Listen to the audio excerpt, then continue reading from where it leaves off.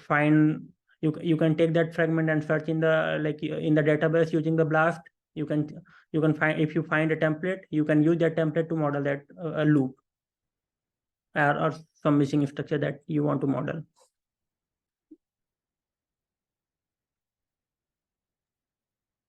Okay, thank you everyone for your interaction. We are moving to our next session, second session. So if you have any questions, you can write down in the chat box. Okay.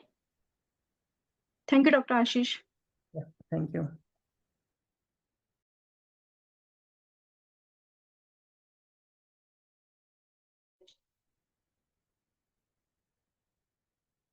I hope all of you are enjoying the sessions. Right now, this is time to introduce our next speaker, Dr.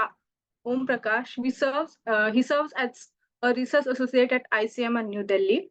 With a remarkable academic journey, Dr. Prakash boasts an impressive portfolio of over 20 research publications. His expertise lies in the development of advanced algorithms for computational biology utilizing Java and other cutting-edge technologies. Without further delay, let's extend a warm welcome to Dr. Om Prakash. Thank you. So,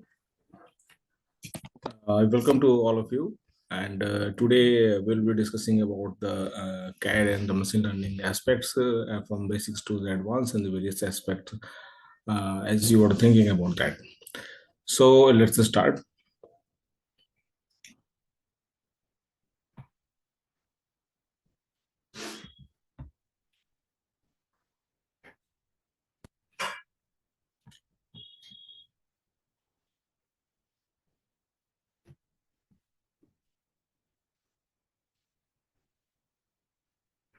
Getting my slides? Is my Yes, slide? Okay. So, so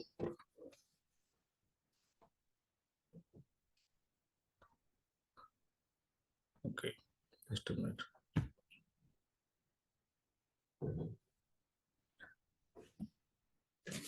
So in the procedure, first we will just proceed for the presentation. After that, we'll go for the question answer session.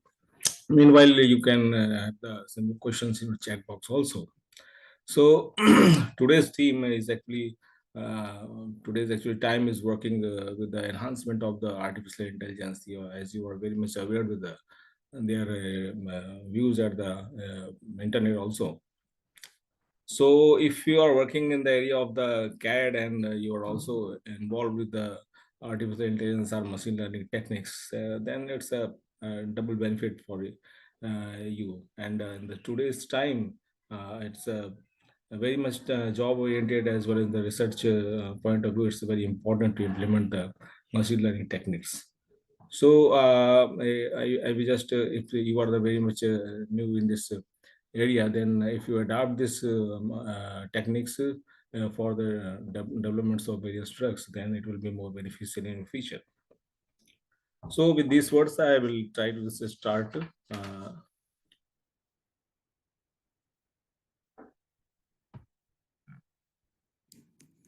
So as we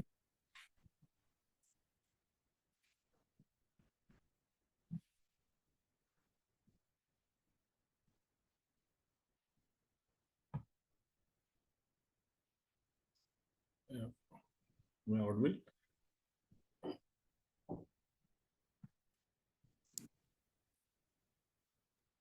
yes, sir. So as we are discussing about the emerging trends in the bioinformatics, basically concentrated on the computer-aided drug design and the machine learning. So our goal is to understand the involvement of the machine learning techniques inside the computer-aided drug design processing. So we will be discussing about in the combination of this machine learning and CAD, and along with all these involvements, we will be discussing about the various challenges of implementing the machine learning in the CAD areas and their possible future prospects of the machine learning in this area, and the benefits of the machine learning also. So we will start with the machine learning methods that are being used in the bioinformatics, and then we will concentrate about the those techniques useful in the area of the CAD. So here we will discuss about the various machine learning methods. It presents the modeling methods such as the supervised classification and clustering and the probabilistic graphical models for the knowledge discovery, as well as the deterministic and the stochastic heuristic for the optimization. Applications of the machine learning exist in the various areas of the bioinformatics, as the genomics, proteomics, and system biology, the evolution, and the text mining.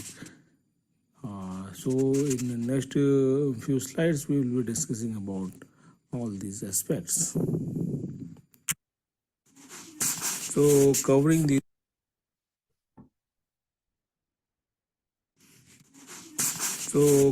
these aspects, we can understand that how the exponential growth of the amount of the biological data available raises the two problems basically.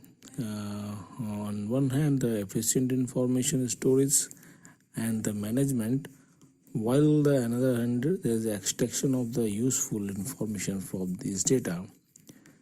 And the second problem is one of the main challenge in the computation policy also. These requires the development of the various tools and methods capable of transforming all these heterogeneous data into the biological knowledge about the understanding mechanism. So important thing is the heterogeneous data is being handled by the machine learning approaches. So these tools and methods should allow us to go beyond the mere description of the data and also provide the knowledge in form of the testable models.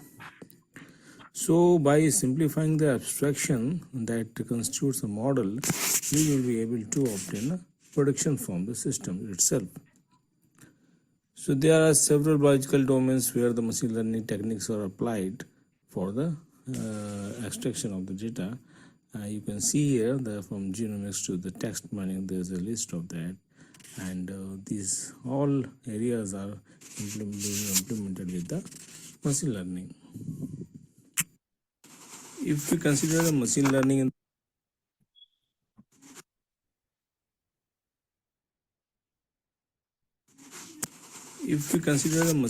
in the area of the genomics, then it is the most important domain in the bioinformatics, and the number of sequences available is being increased exponentially, and these data needs to be processed in order to obtain a useful information. As the very first step from the genome sequences, we can extract the location of the structure of the genes, and more recently the identification of the regulatory elements are the important things, and along with this, the non-coding RNA genes is also being tackled from the computational point of view. So the sequence information is also used for this function annotation and the RNA secondary structure prediction like studies. So if the genes contains the information, the proteins are the workers and the transform this transformation into the life. So now the protein plays a very important role in this life processes, and in the three-dimensional structure of these proteins is the key features for their functionality.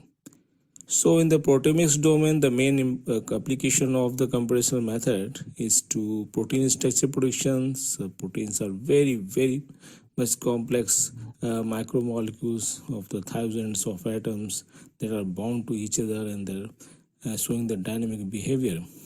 And hence the number of the possible structures are used So this makes the protein structure the very complicated combination of the problem where the optimization techniques are being required. So in proteomics, in the area of the genomics, the machine learning techniques are applied for the protein function predictions also.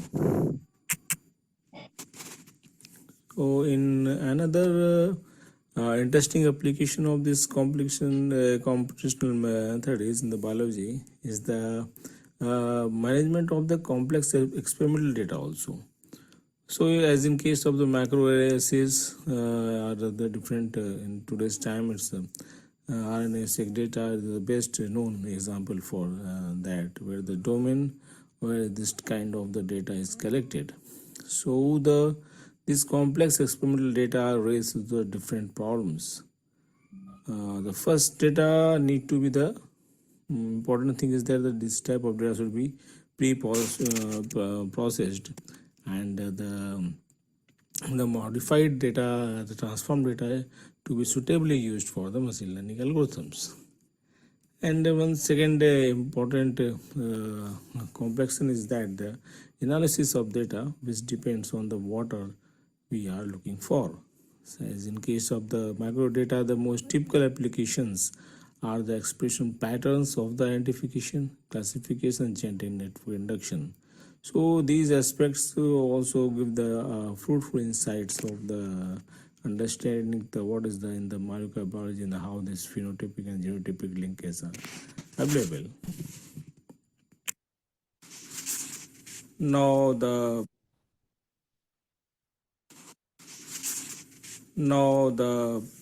use of the machine learning in the system biology. So you can understand that the system biology is another domain where the biology and the machine learning works together. So it is a very complex to the model the life processes, because the system modeling is understanding that we are just trying to model the life processes that take place inside the cells. So the computational techniques that are extremely helpful when then the modeling biological networks came in existence.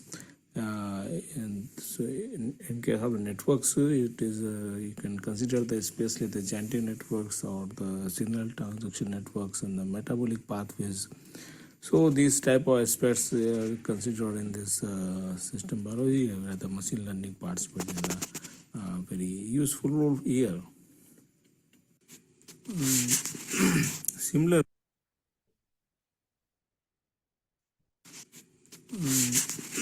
Similarly, the evolution studies, if you consider, then the evolution and especially the phylogenetic trees reconstruction also take the advantage of the machine learning techniques. The phylogenetic trees are actually the semantic representation of the organism evolution. So traditionally they are constructed according to different features. That means can consider the morphological features or metabolic features, etc. But nowadays the great amount of the genome sequences are available in the phylogenetic trees are constructed by using some algorithms based on the comparison between the different genomes. So this comparison is made by with the multiple sequences alignment, but where the optimization techniques are very much useful. So machine learning is also participating here in the evolutionary studies also. So the research part, we can see the side effect of the application of the various computational techniques are also here, that there's a amount of data is being increasing day by day. This data is available in the different available publications. So this whole should provide a new source of the available information, where the text mining techniques are very much required for the knowledge extraction. So thus this text mining is becoming the more and more interesting in the computational biology, and it is being applied in the functional nutrition in case of the cellular location predictions and the protein interaction analysis. So these studies are very much intensified, and the evidences in the literature are very much useful, and they are being reused through the machine learning techniques to understand, to annotate the raw data which are being generated experimentally day by day.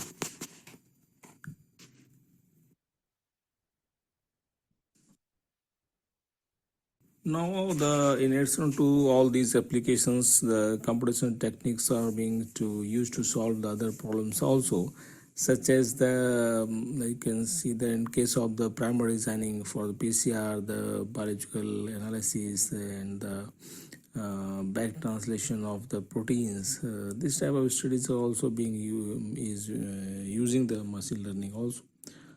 So you can see there in modeling problem, the learning term refers to the basically the running the computer programs to introduce the model by using some trained data and the past experiences. The machine learning basically uses the statistical theory when they're building the computational models, since the objective is to make the inferences from the samples. So the two main steps in this process are to introduce the model by pre-processing the huge amount of data, and replacement or you can see the representation of the model and making the inferences efficiently. So it must be noticed that the efficiency of learning and the extracting the inference from the various algorithms, as well their spaces and time complexity and their transparency are very much important for that. So here the productivity accuracy is the another important aspect for which we consider the machine learning and the various problem solved biological system. So when we use the machine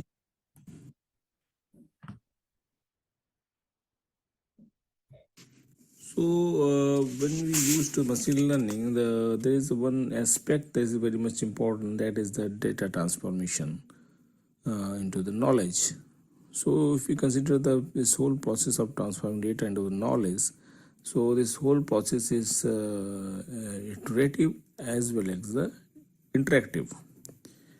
So the iterative phase consists of the several steps. In the first step, you can see that there's an integration or merger of the different sources of information into the one existing format.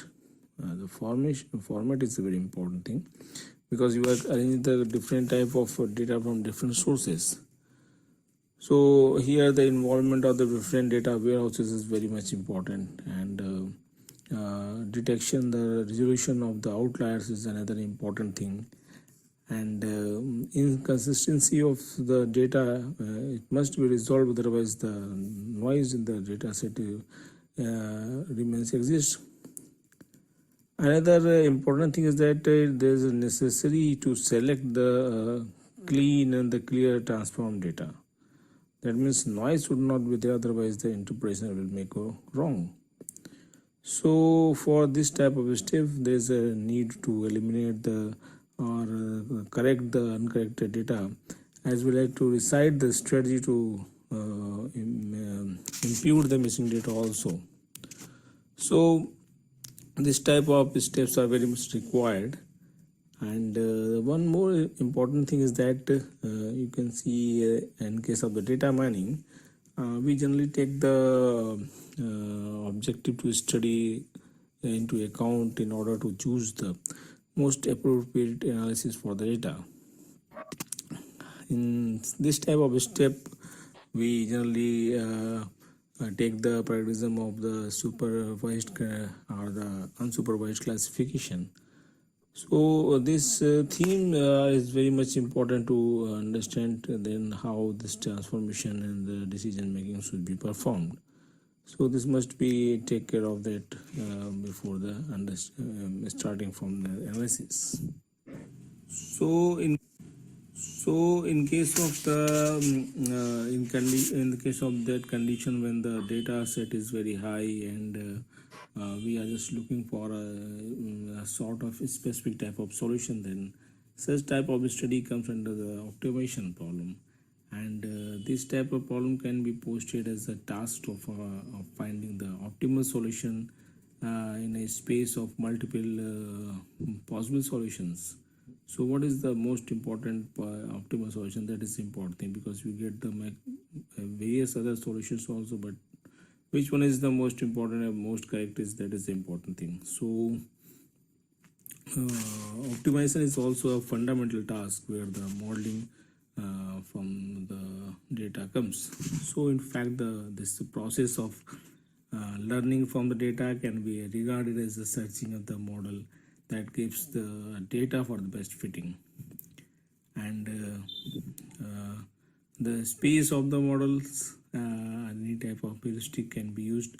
Therefore, the optimization method can also be seen in the integration at the you can say the ingredient at the modeling process also.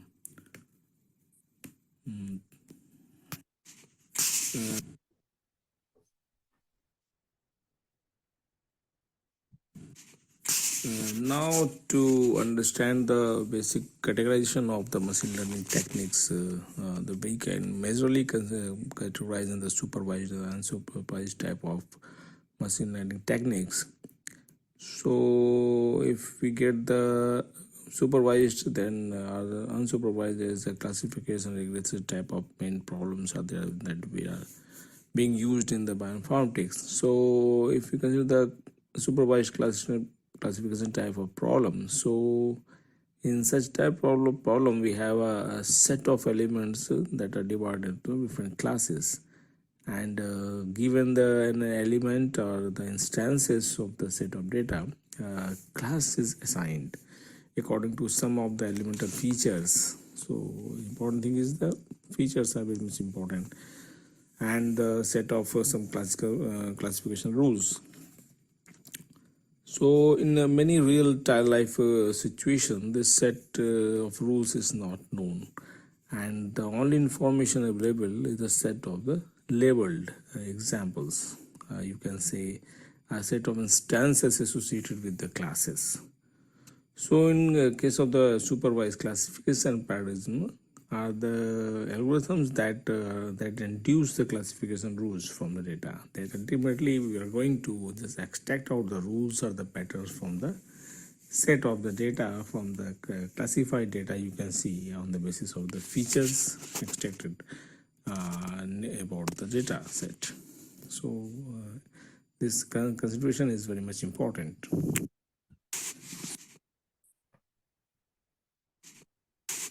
Since we are trying to define some pattern or the rules on the basis of the classified data, so it is very much important to access the assessment of the whatever the result comes to in our picture. So whether this classification is correct or not, so the assessment is very much important. So assessments are generally performed in terms of the what is the error rate and how much the clearly is the being classified in the known data set. So so such type of assessment is very much in the practice, where we generally calculate the sensitivity, specificity, accuracy, or precision type of the parameters, resultant parameters, and classification accuracies are generally estimated through the receiver operating curve and by calculating the area under curve or area above curve type of such type of studies.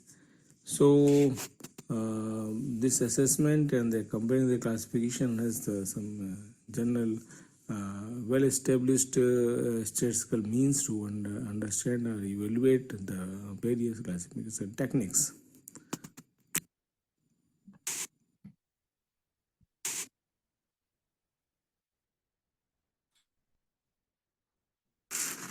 Another type of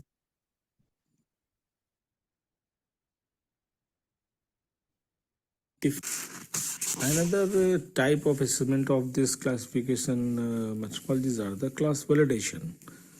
So that means we are just using the same training data set or whatever the data set we are using for the model building, and using those data set itself for the validation of the resultant.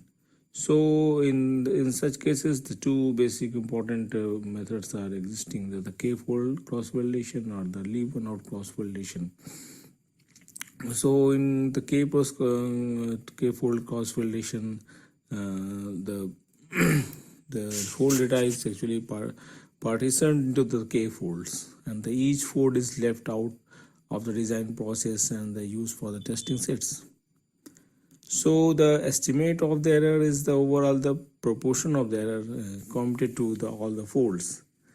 While in case of the leave one out cross validation, it's a single the single observation is actually left out each time of the modeling, and which correspond to the n number of cross validations.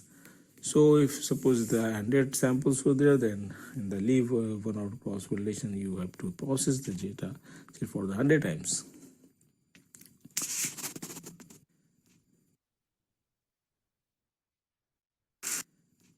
Another very important methodology for the error estimation is bootstrapping. So in the bootstrap methodologies, it is a general resampling strategy that is applied for the error estimation. It is totally based on the notion of the empirical distribution, which puts the mass one by n number of samples for each of the n data points. So the bootstrap sampling obtained from this type of empirical distribution consists of the n equally likely drawn with the replacement from the original data set.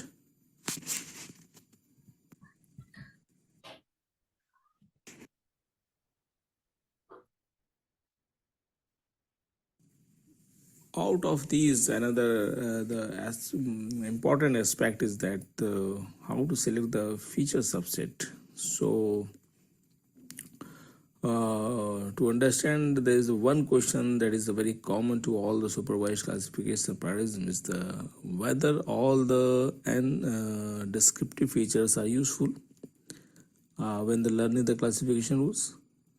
In trying to respond to this question, the so-called the feature subset selection, there's a type of problem which can be reformulated as follows: as the given set of the content feature, select the best subset that comes under the some learning algorithms.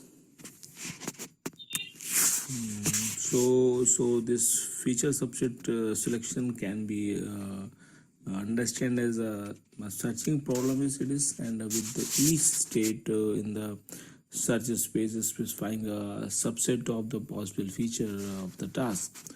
So an exhaustive evaluation of the possible feature subset is usually unfeasible in the practicality, but because of its large amount of the computations efforts required. So the four basic issues are determined to the nature of the search process. This you can see in the form of the search space starting point, what is the search organization, how the search space evolution is can be estimated through a function, and where should we just stuck or stop our searching criteria. So these four basic issues are generally considered during this whole process.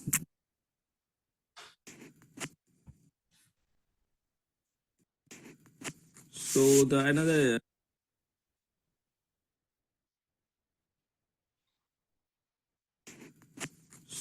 another very much important theme came in the form of what are the classification paradigms.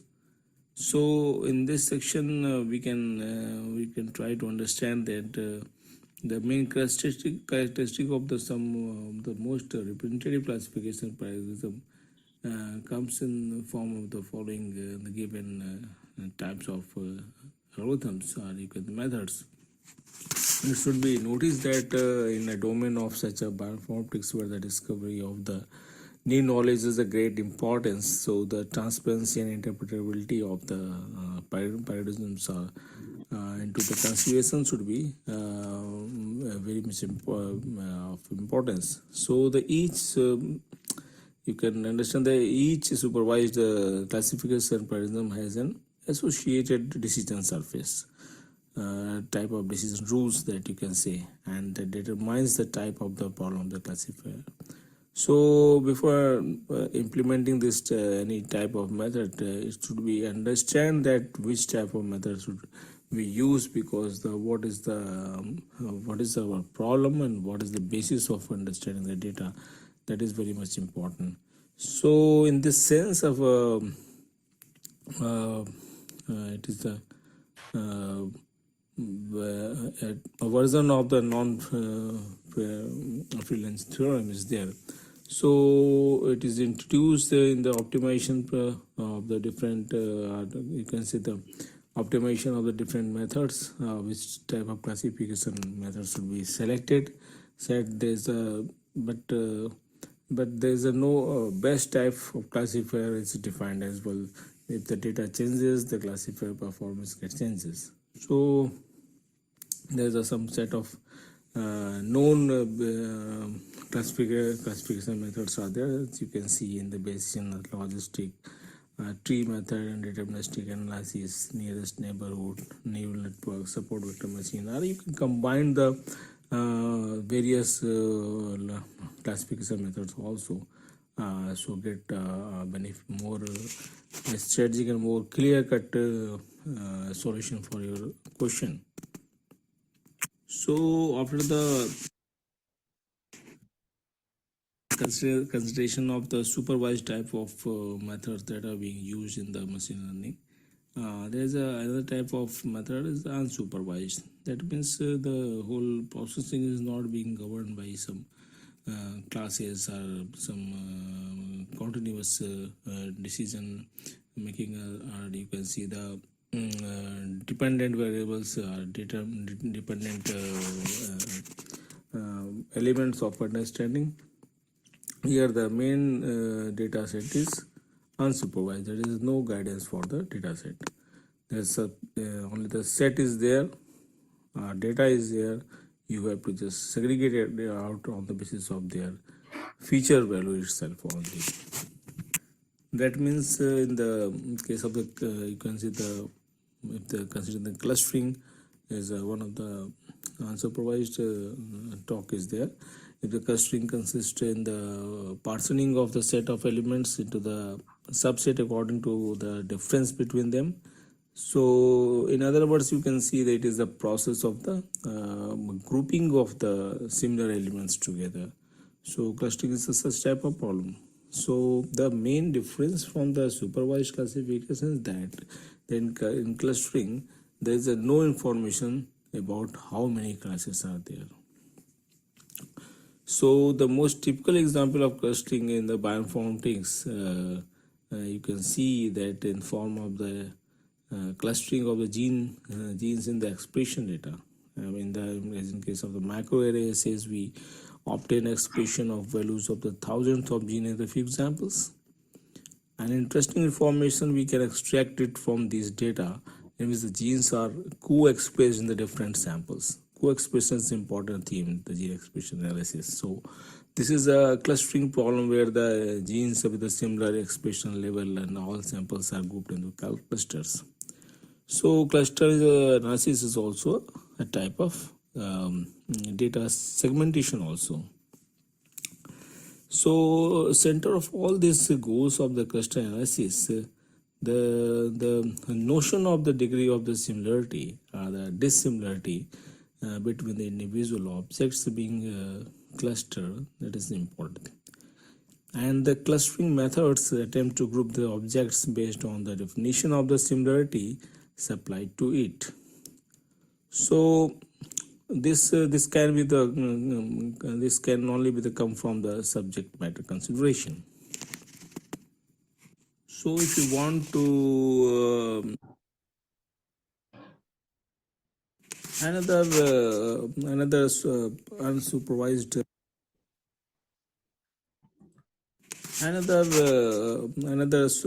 unsupervised method is a hierarchical type of clustering. In this type of procedure, the most of the commonly used method is there. Generally summarized data structure in case of the various studies in bioinformatics. So this hierarchical clustering tree is a type of nested set of partitions, and there's a multiple sequential nest sets of the partitions are there. Which is presented as the tree diagram, or you can see the form of dendrogram, and each of the sectioning of the tree as the particular level produces a partition into the disjoint groups.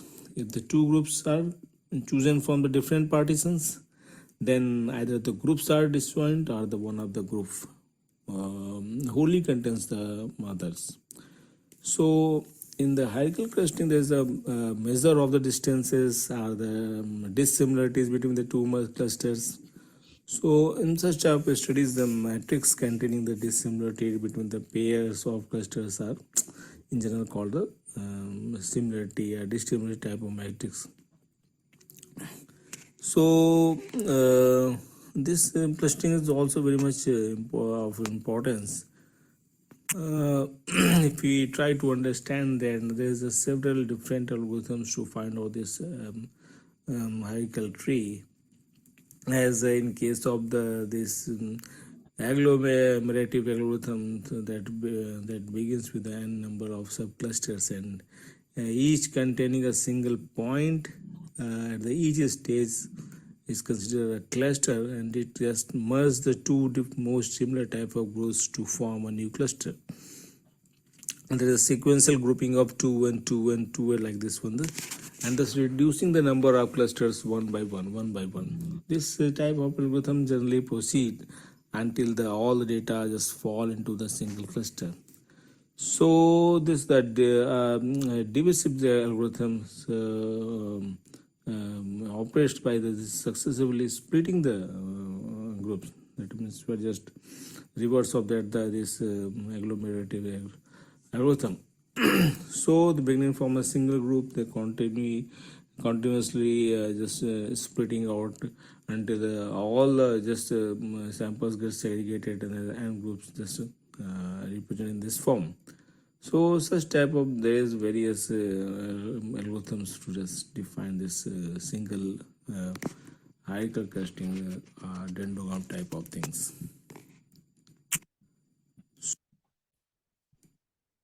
So earlier, as we were looking about the classification of validation, same the case of this unsupervised machine learning techniques, the clustering validation is a very much important thing, which depends totally on the specific choice of the pre-processing methods, the distance measures, and the cluster algorithms and other parameters.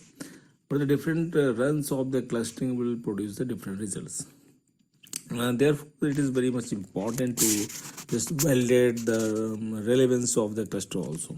So validation can either be statistical or the biological. That means so the statistical cluster validation is generally can be done by the assessing the cluster covariance. That is the important thing. Covariance terms should be considerable. So by examining the predictive power of the cluster, by testing the robustness of the cluster results against the addition noise and just removal of the noise.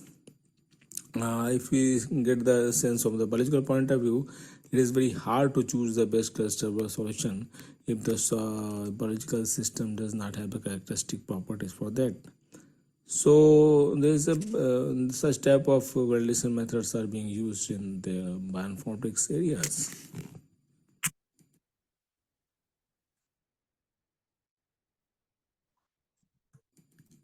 Another important and a very useful technique, that is a probabilistic type of graphical modeling, is being used in the bioinformatics. The main application of this probabilistic graphical models comes into the genomics area, where the modeling of the DNA sequence is considered, where in such type of studies the well-known hidden Markov models are used in the gene finding, processing, and the splicing detection. Genetic algorithms are also used in the training of the hidden Markov models to identify the promoters and the coding regions, and the Bayesian networks are being also used for identification of the splice site predictions. And the gene modeling is not the only application, the probabilistic graphical methods. The Bayesian networks are being used for the modeling of the haplotype blocks, and the later on these models are actually used for the linkage disequilibrium mapping. Such type of various studies are based on the probabilistic modeling that are very much reputed in this bioinformatics area.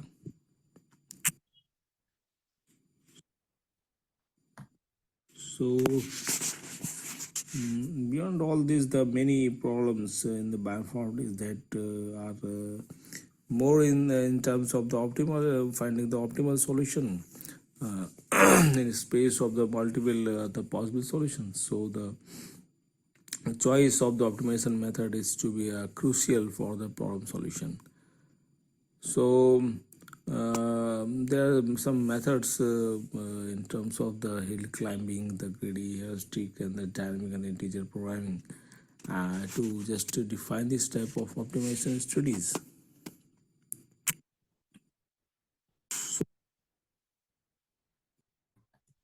One more this extension of this optimization processing is the approximate optimization method.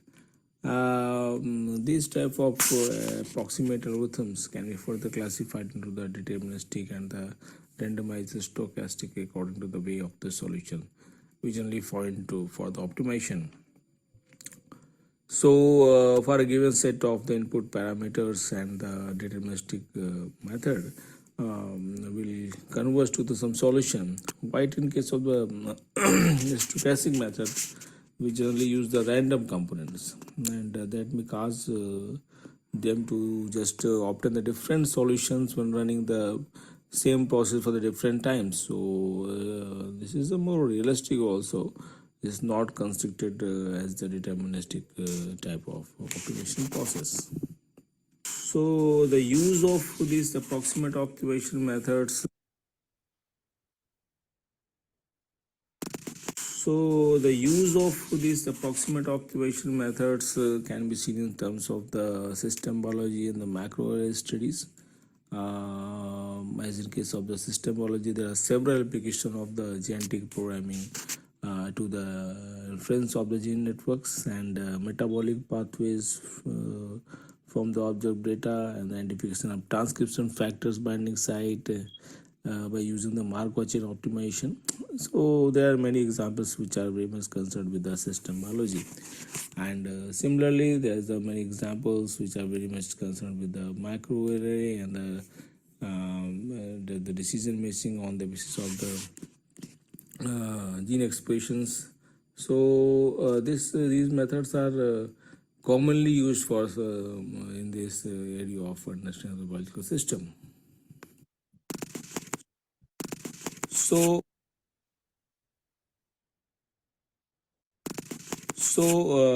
by understanding the various aspects of the machine learning till now, we can just summarize that the one of the most challenging problem in the computational biology is to just transform the huge volume of data into the knowledge point of view and provide the newly developed technologies into the knowledge base. And the machine learning has become an important tool to carry out all this type of transformation. So in this some sorts of discussions, there was the very much understandable about the various techniques in the modelings. We can see that we have discussed already the Bayesian classifier logistic regression, deterministic analysis, classification trees, nearest neighbor, some known supervised learning methods, unsupervised methods, including the neural network, support vector machine, and the partition clustering, hierarchical clustering, Markov models. Let's about these are general machine learning techniques that are being used in this biological and data interpretations, and that is very much important. So now we will move to just understanding these general machine learning techniques in the area of the computer aided drug design. So before that, we have just been introduced some components of the CAD and how this machine learning is playing the important role in the CAD and that we will just try to understand and from the beginning of the interaction. So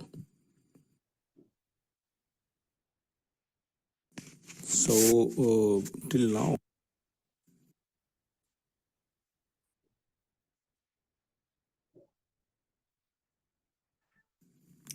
So at the preclinical stages, the drug discovery process basically include the various components of the assay development and the high throughput scanning, hit identification, and the lead optimization, and finally the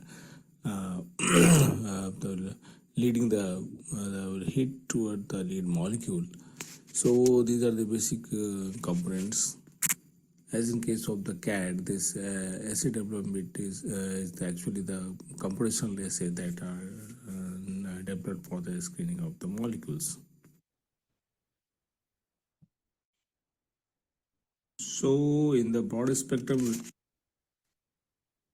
if you see that the machine learning is actually involved in the whole process of the drug designing, starting from the raw material to the biomarker discovery and chemical synthesis and data mining and lead discovery and the virtual scanning and representing type of these are the many aspects where the machine learning is taking part.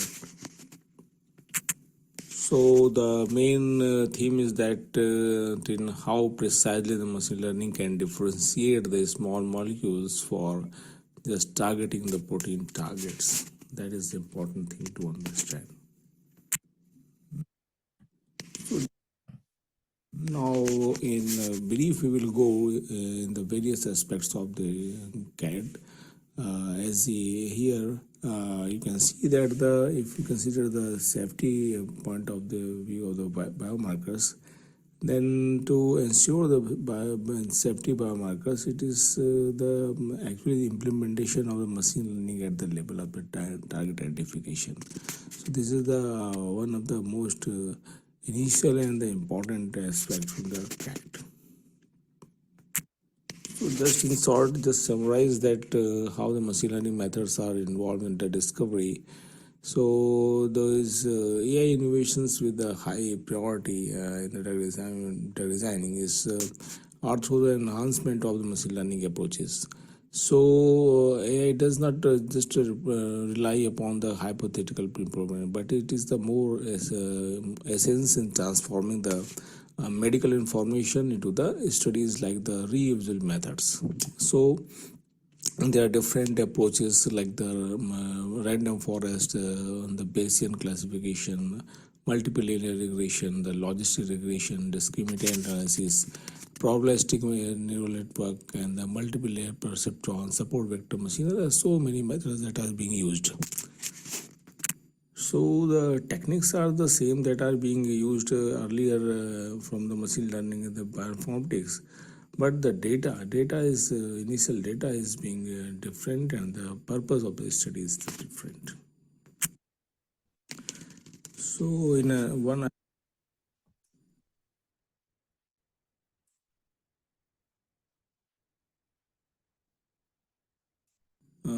in another aspect, if you see some support vector machine like techniques which are very much important for developing the non-overfitted classification and regression models.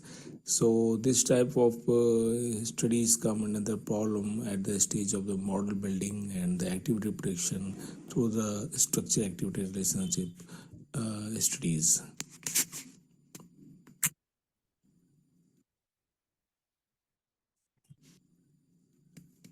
Out of the other methods, the random forest method is the one of the important method because it uses the multiple trees, decision trees in the stochastic way to just for the defeating the overfitting of the data that is the very weakness in case of the artificial neural network. So this type of studies are actually performed at the level of the activity prediction or activity class predictions for the known and unknown data sets.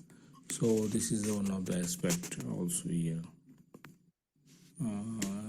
As we have discussed in this last slide that MLP, that means multiple linear perceptron, is notorious for just many times it's get overfitted results due to the lack of this continuous data. So when we try to make the predictions for the unknown, the results may go on some wrong way. So other developments were also performed to just overcome this one. So merely at the basic NN model does not promise to just find the perfect global minima for the ultimate prediction results.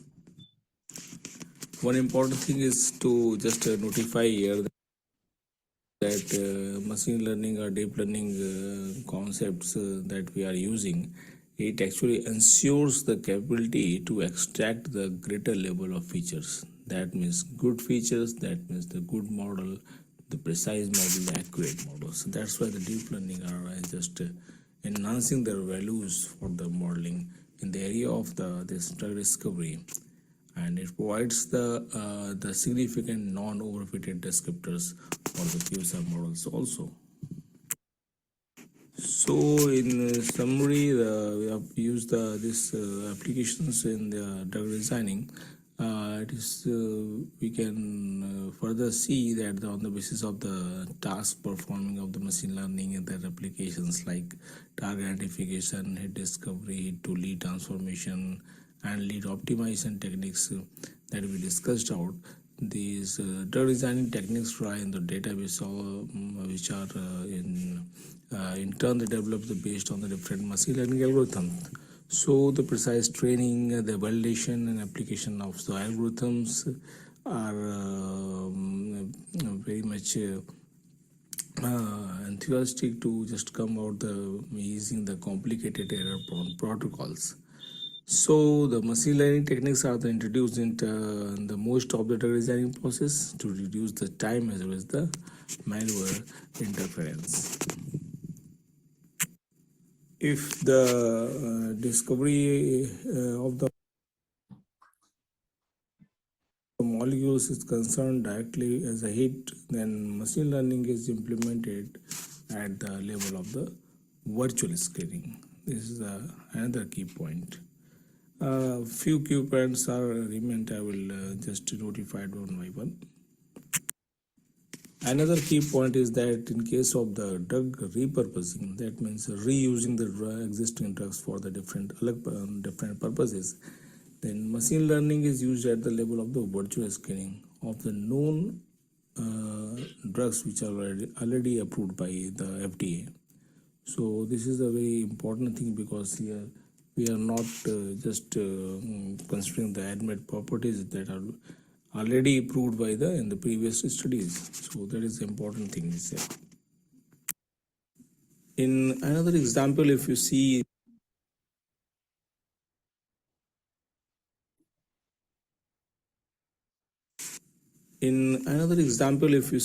the QSR models, then machine learning are actually used to capture the patterns from the chemical space that we use for the training data set actually, and for further utilization of those chemical space based patterns for the screening of the large libraries for the virtual screening.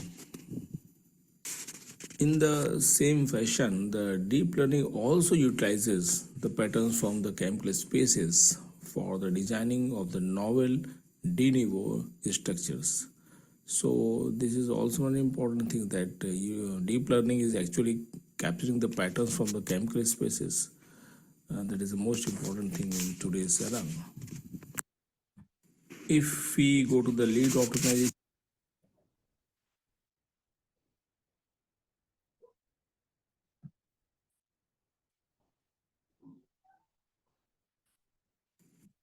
if we go to the lead optimization, that means we are just going to make the existing molecules in a better way for their potency. Then lead optimization itself also uses the chemical spaces and utilize for the creating the changes in small molecules for increasing its potency. Then the whole process of this type of optimization is totally dependence on the extracting the patterns from the chemical spaces on the basis of the machine learning techniques. So the another very important thing is that the international safety guidelines for the chemicals are also utilized are defined by the extracting the patterns from the chemical spaces for defining the additive properties also. So these are also these patterns are also used by the extracting the information by machine learning techniques and screening the new coming molecules in the market or by the society of the researchers for the screening of the additive properties. In a whole, we can see that in coming time and the future, the various pharmaceutical industries are using the AI techniques in the form of the machine learning algorithms, and they are being used for the drug development and the various health services also, and the data analysis also. So nowadays is being used the deep learning for the consideration of the chemical structures and QSR models also.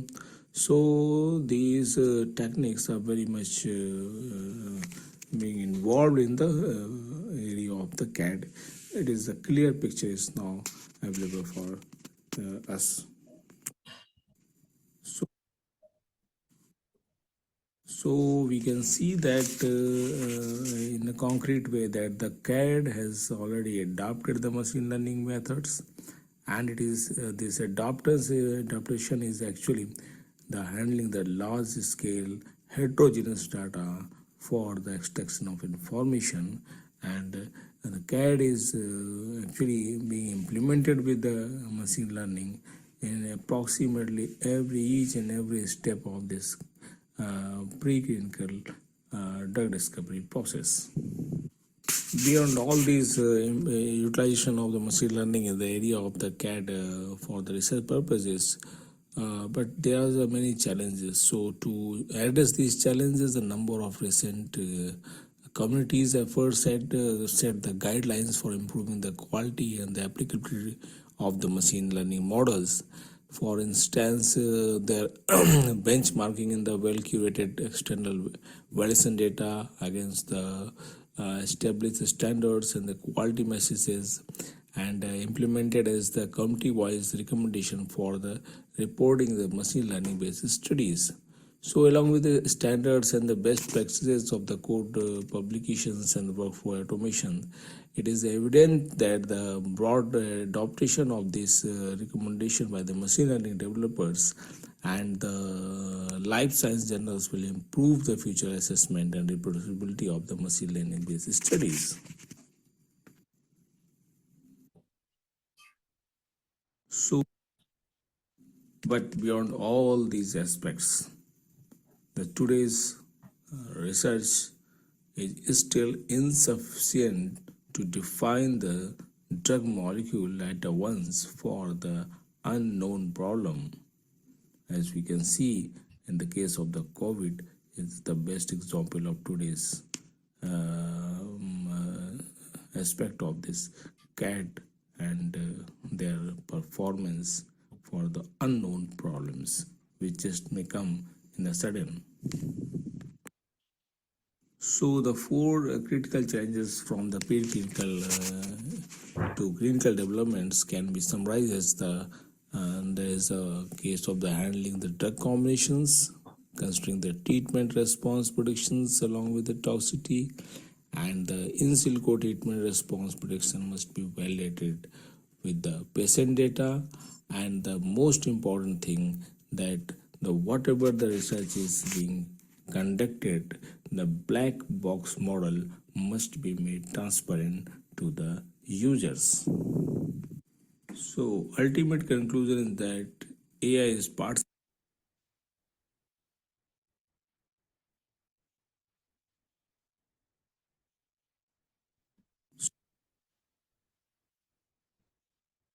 So there is a requirement of the more and more reliable techniques and technologies on the basis of the AI developments, the implementation of the machine learning techniques developments, so that we can touch those problems which just come sudden or unknown beyond the existing data. So that is one of the critical aspects that are still remain as a challenge.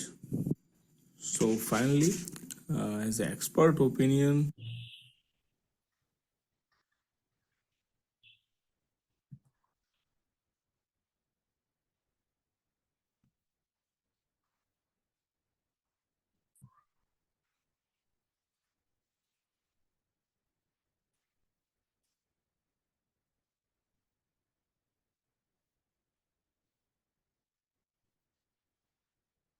so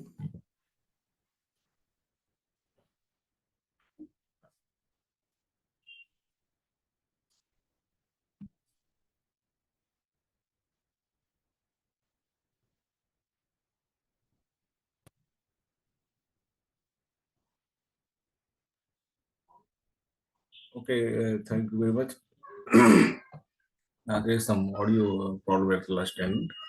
So now the session is open for the question answers.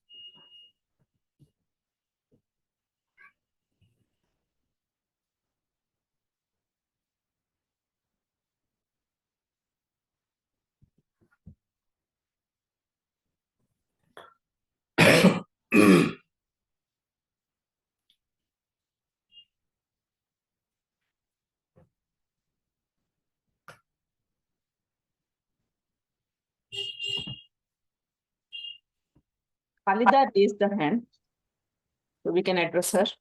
Yeah, please. Hello, Dr. Om Prakash. Your session was really informative.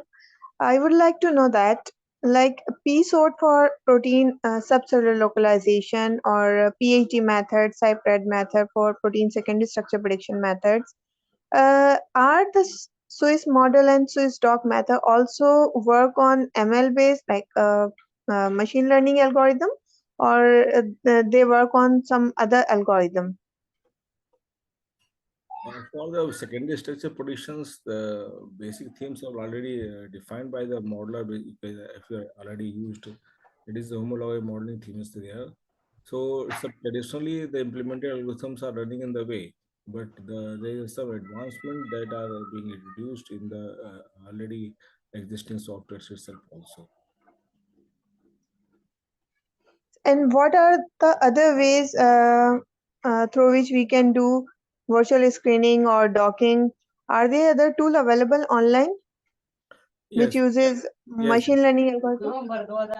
क्या कहते हैं, multiple servers are available which are basically using the in today's time the deep learning basically for the CNN based applications are there, convolutional neural network, and you may also get the various softwares which are developed by the various tech persons from the GitHub.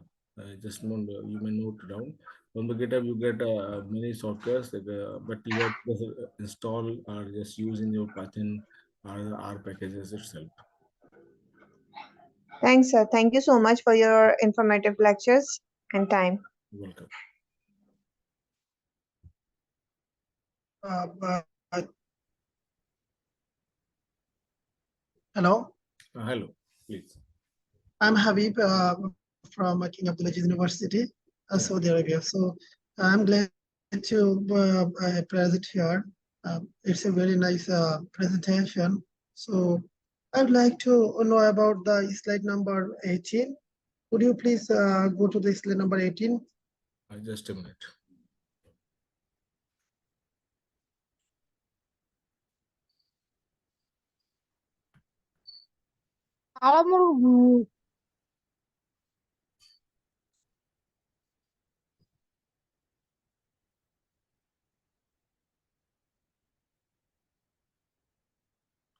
Slide number 18.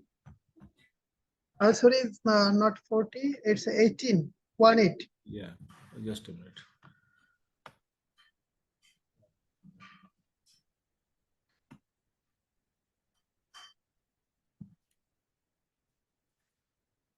This one.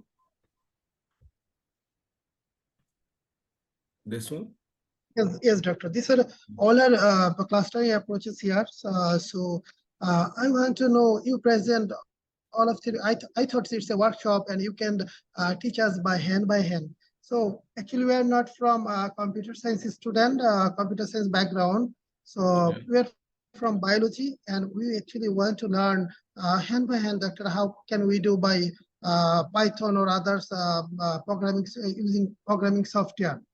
So is So, it possible to take any class by workshop like that by hand? You will see what will you do, like it's programming things. so yes, you can do. And the coming near future, you will get this machine learning based training. You may just contact to Dr. Omix for that. And there we will be discussing about these different techniques through the Python and programming form in the as well as the main detailed description of the basic concept behind that, and how easily you can just perform by just implementing simple given codes. Use those codes and use your own data for performing those studies. It is quite possible just to contact with the Dr. Omix for the near future trainings. Thank you, doctor, because we know that it's easy for the computer science student, but from biology, when we will start to apply, we face a lot of error and other things for coding. No, it's So not. It's not so difficult. It's just you have to just put some attention for a few days. I think if you have the basic understanding of the how this different language syntaxes are being used only, then you can just apply these techniques because all the commands are actually given in the various tutorials, and just you have to just adopt this functionality and just use your own data for your just processing it and understand the whatever the results goes and how the results are being interpreted for your results. thank you for your speech, doctor. Okay. Hello, sir. Hello. Sir, on what basis modern medicine are unsafe than older medicine? Although there are lots of advanced machine learning conducted, as you prefer in slide number 29. Slide number.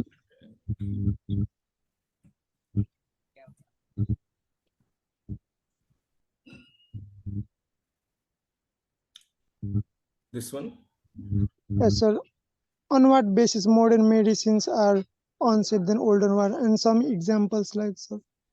Although there are lots of machine learning conducted research or Presently, the clinical. example is not present in my slides, but if you go to the some medicine developed in 1997, 98, and after that also, the main thing is that in traditional medicine development, the processing time is was very high.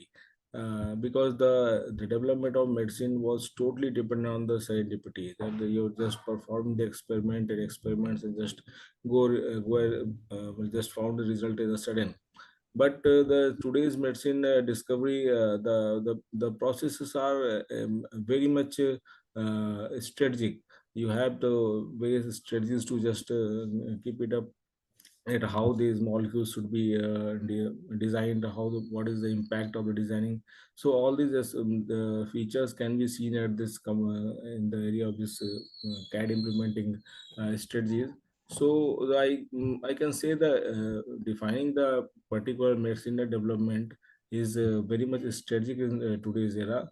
But one aspect that is hidden also, that the old medicine that was found through serendipity, they are relatively more reliable in still today's time also. So we are just using the existing lots of data from the experimental background through by using the machine learning and AI techniques, but somehow there are some missing points which we are not just getting in touch with the what is the natural behavior of the interaction of the small molecules with the components of the human body. That was available in the serendipity dependent molecules. So the basic difference is just for the strategy, which is a very much pipeline in today's medicine, but something which is not AI is not getting the information that how the nature works. So I think the more experiments and more advancement is very much required to for understanding of the natural behavior also. Sir, next question that is, sir, there is genetic algorithm, sir. Yes, sir. Okay. On what basis genetic algorithm from genetics solves the problem in humans? The pardon, please. I can't get the question. You are just asking about the genetic algorithm and in what aspect? How genetic algorithm optimize the problem from genetics in system biology?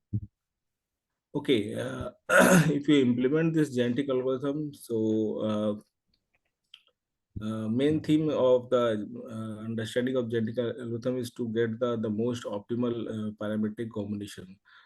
For understanding, if you just get the system biology model, suppose you just developed a system. Suppose you have your system has the 10 basic components, and every component has the multiple parameters for their performance. Then what may be the exact value are for those performance, so that it can provide the experimental resultant or the whatever the objective we have decided. So main inclusions of the genetic algorithm is that this provide the optimized value of the parametric the nature exists in the realistic form. So in that way, the genetic algorithm is very much important. Okay, sir. Thank you, sir. Welcome. Hello, sir. Am I audible? Yeah. So you just said like right now the medicines are not that much reliable than before. So I mean, is there any chances so that I mean, like right now we are not doing so many clinical trials and we are not like doing according to the population of any area. So is there chances? So this can be a possibility, or we are relying so much in data in GANs or transfer learning, all these things we are using so that with small amount of data we can do the process of trial and testing. So is there any chance? So I don't know I'm doing saying in right correct direction or not. I'm just asking. If you see the some negative aspect of the today's modernization, you can easily see that the majority of the population is using the data dependent research only, and they're using the different technologies, techniques that are being developed in today's.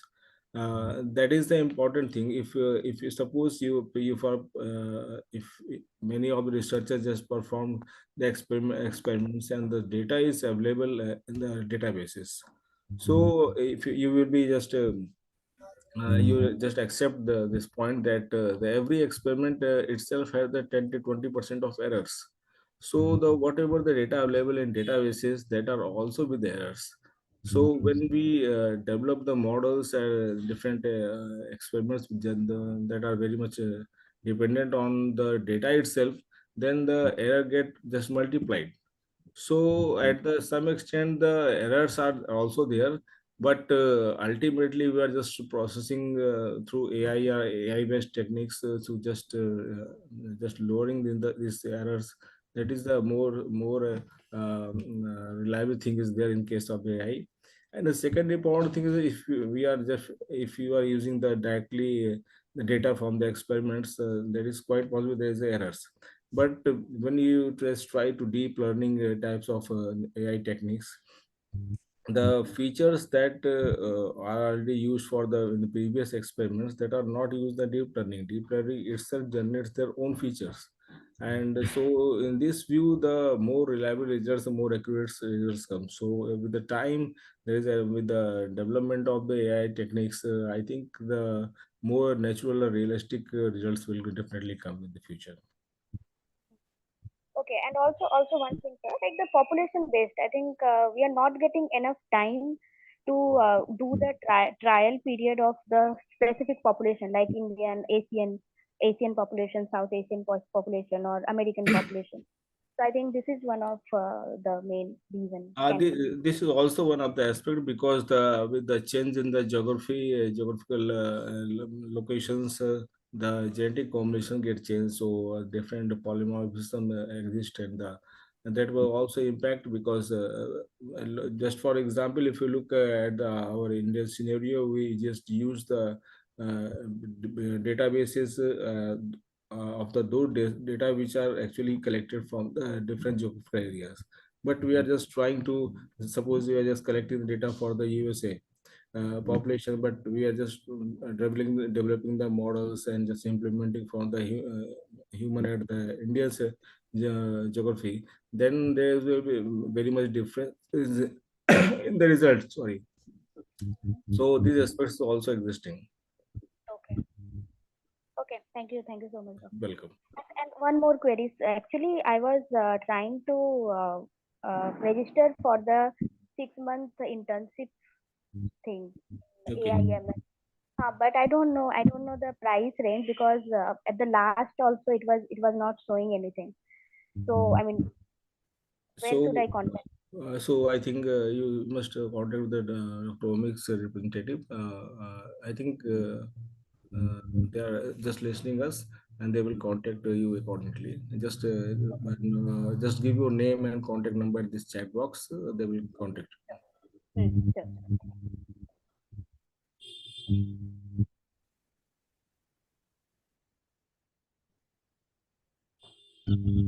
Questions, please.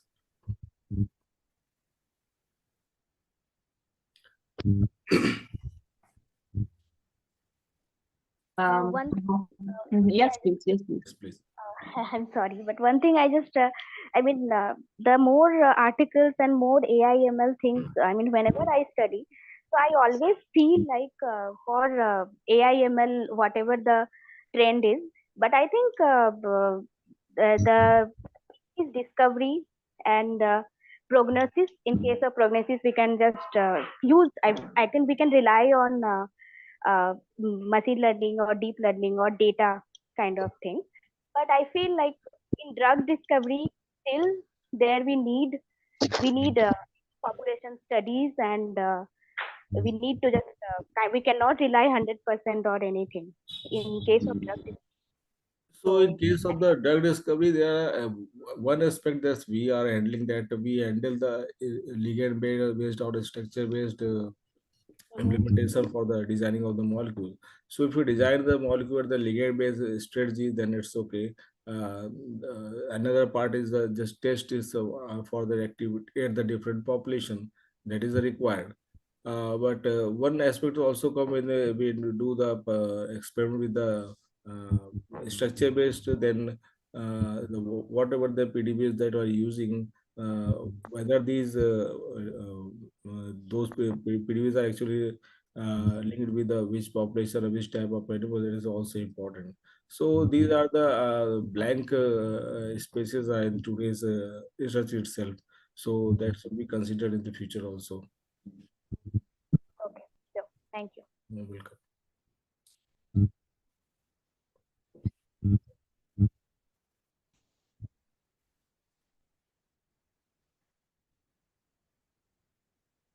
You're not audible. I guess that's it. And if anybody has any further questions, please let us know. We are sharing our feedback form with you. If you have any further questions, please mark there. We will mail you the answer. Thanks a lot, Dr. Om Prakash. That was really very much useful and insightful session. Thank you, Dr. Agrahari. Your session was genuinely beneficial for the students. So I would like to share my screen. If anybody is interested in the 6-month internships and all, I'll provide the detailed information about that. Thank you very much. Let us share my screen. Thank you.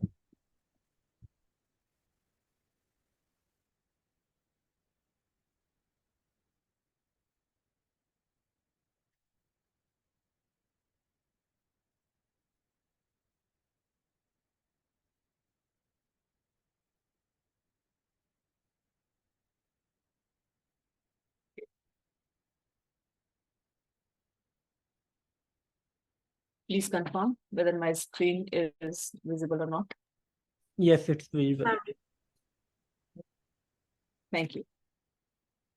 So we are Dr. Omics.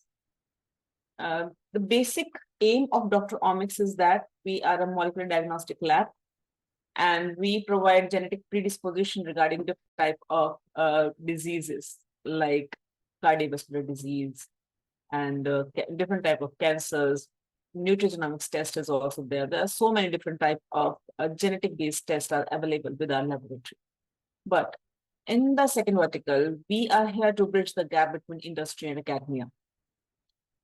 This is generally focusing on the part that universities are imparting knowledge to students, but somehow that information and that knowledge is not sufficient, and that is not matching to the standards of industry. So we are here to provide you the knowledge of bioinformatics that is up to the standards of industry. For that, we are providing different type of industrial internships. For example, the one based on next generation sequencing, computer-aided drug designing, metagenomics, applied AI and machine learning, advanced R, and Python. These all will be 6 months long, and it will contain different type of features.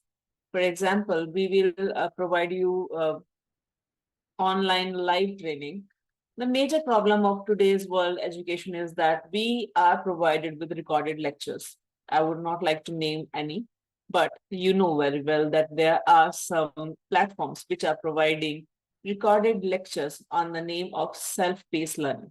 But we are acclimatized with a system where we just need a interaction-based education system. So you can ask the question and somebody can reply that question immediately. We are here with the same solution. On technical basis, we are providing the same thing. So we will provide you the live learning. Along with that, we are very much mindful that you must know what you are learning. So there will be daily assignments and assessment as well.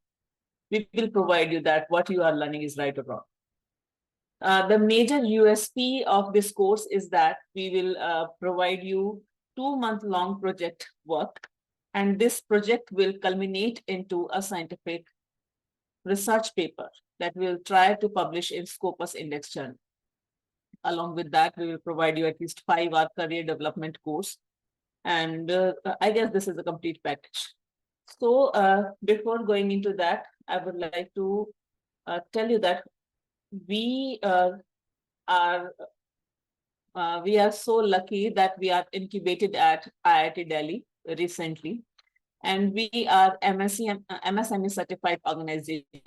We are also recognized by Government of India as we got Startup India certification. Along with that, we are ISO certified, and recently we got AWS grant. Approximately 5,000 plus students has already registered with us, and we have collaborated with many universities and also the life science industries. I'm so glad to inform you all that recently Andhra Pradesh State Council of Higher Education signed an MOU with Dr. Omics. Now we will be providing bioinformatics-based internship to all the students of Andhra Pradesh. And that's really very much, I'm so honored by this. So if anybody is interested in this 6-month-long internship, what you can do, you can only, you just need to register. Go to our website and just register. Our representative will contact you. And the main question is why we are not printing our fees on the pamphlet or anything else, because there are so many different types of internships. And sometimes people are asking that we don't need this part, we don't need that part. So yes, you can somehow, to a very little extent, you can change and modify whatever we are providing. So that's why we are not providing. And I would like to mention here that our fees is definitely the lowest in the market. Nobody can beat our fees. The 6-month course that we are providing here will cost you around 35,000. And the same course, firstly, it is not available in the market. And if somebody is trying to give the 50% of the course that we are providing, they are charging it in lakhs. So we are here with affordable education for students. That's all from my side. And we have shared the link of Google review. If you people think that we have provided you worthy education or worthy insights, please review us. It will matter a lot to us. I'm stopping the sharing. Anybody has any question, they can unmute themselves now and they can ask me.